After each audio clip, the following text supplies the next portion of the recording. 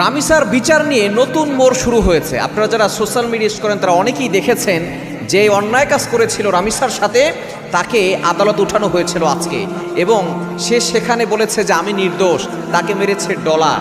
এখন মূল কথা হচ্ছে কে এই ডলার? এতদিন পর্যন্ত এই কথাগুলো শোনা যাচ্ছিল না, এখন এটা শোনা যাচ্ছে এবং সে নিজেকে নির্দোষ দাবি করছে। আমরা মূলত জানতে চাই যে সঠিক বিচারটা কি রামিসা পাবে? রাষ্ট্র কি পারবে রামিসার বাবার চ্যালেঞ্জটাকে গ্রহণ করতে? রামিসার বাবা কিন্তু তখনই চ্যালেঞ্জ করে বলেছিল যে আমি আমার মেয়ের বিচার চাই না। বাংলাদেশে আজ পর্যন্ত কোনো অন্যায়কারীর বিচার এমনভাবে হয় নাই। সুতরাং আমরা সঠিক বিচারটা চাই। নবীজি সাল্লাল্লাহু আলাইহি ওয়াসাল্লামের জামানায় যেভাবে সঠিকভাবে বিচার হয়েছিল, যদি কেউ এই অন্যায় কাজ করে, যদি কোনো নারীর সাথে এমন অপকর্ম করে, তাহলে তাকে বুক পর্যন্ত মাটির সাথে গেড়ে তারপরে তাকে দুনিয়া থেকে বিদায় করে দেওয়া হতো পাথর মেরে।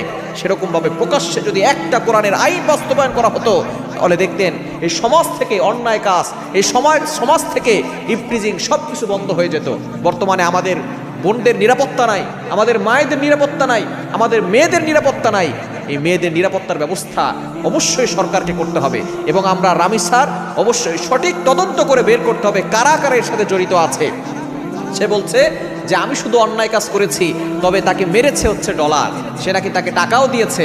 এখন আমরা সঠিক বিচার চাই, নতুন করে যাতে করে এটা না ঘুরিয়ে এই বিচার যাতে করে না হয়, এরকম কোনো কাজ যাতে করে বাংলাদেশে না হয়। কেননা এমন একটা ঘটনা ঘটেছে, একটা 7 বছরের শিশুর সাথে অপকর্ম করে তার শরীর থেকে গর্দান আলাদা করে দিয়েছে।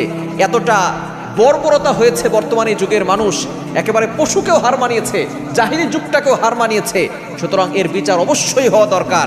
আমরা অবশ্যই দাবি রাখতে চাই যাতে করে বাংলাদেশের ভিতরে যে অন্যায় কাজ করেছে সঠিক তদন্ত করে সঠিকভাবে যারা অন্যায় কাজ করেছে তাদেরকে বের করে তারপর তাদেরকে শাস্তি দেওয়া হোক।